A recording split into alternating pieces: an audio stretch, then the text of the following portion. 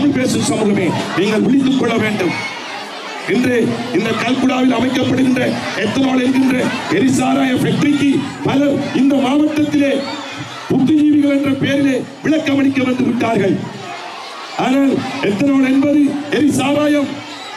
இன்று எத்தனால் என்ற எரிசாராயத்தின் மூலம் வேலை வாய்ப்பு கிடைக்கும் என்று சொல்கிறார்கள். பாசிக்குடாவிலே சுற்றுலா விடுதிகளை கடந்த மைண்ட் அரசு அமைக்கும் போது சொன்னார்கள், நாங்கள் வேலை வாய்ப்புகளை தருவோம் என்று. அங்கிருந்து வேலை வாய்ப்புகளை தருவோம் என்று 550 மீனவ குடும்பங்களை அந்த பகுதியில் இருந்து அப்புறப்படுத்தினார்கள். இன்று அந்த 550 குடும்பங்களுக்கு வீடு இல்லாமல், தொழில் இல்லாமல் ரோட்டிலே நிற்கிறார்கள். ஆனால் அந்த பகுதிகளிலே நட்சத்திர விடுதிகளை முன்னைய ஜனாதிபதியினுடைய ஆதரவாளர்கள் கட்டி கோடிக்கணக்கான, லட்சக்கணக்கான, மில்லியன் கணக்கான ரூபாய்களை உழைத்துக் கொண்டிருக்கிறார்கள். இந்த அரசாங்கத்தினுடைய ஆதரவாளர்கள் இன்று எத்தனால் ஃபேக்டரியை கல்குடாவிலே அமைத்துக் கொண்டிருக்கிறார்கள். உங்களுக்கு தெரியும், மட்டக்களப்பு மாவட்டத்திலே இப்பொழுது இருக்கின்ற வறட்சியிலே நீர் என்பது பாரிய பிரச்சனை. படுவாங்கரையிலே உங்களுக்கு தெரியும், எத்தனையோ கிராமங்களே நீர் இல்லை.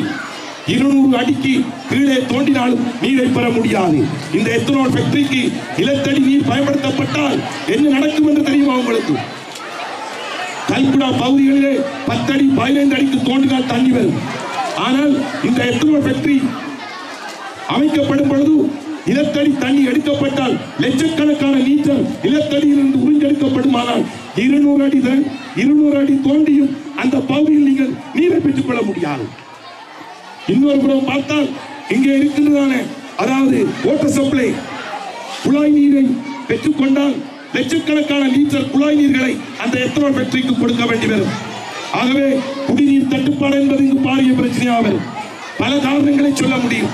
ஆகவே எங்களுக்கு எத்தனால் ஃபேக்டரி வேண்டாம், மாறாக எங்களுக்கு தேவை ஆடத் தொழிற்சாலையை கொண்டு வாருங்கள். எங்கள் மண் வளத்துக்கு, எங்கள் மனித வளத்துக்கு பாதிப்பில்லாத நல்ல தொழிற்சாலையை கொண்டு வாருங்கள்.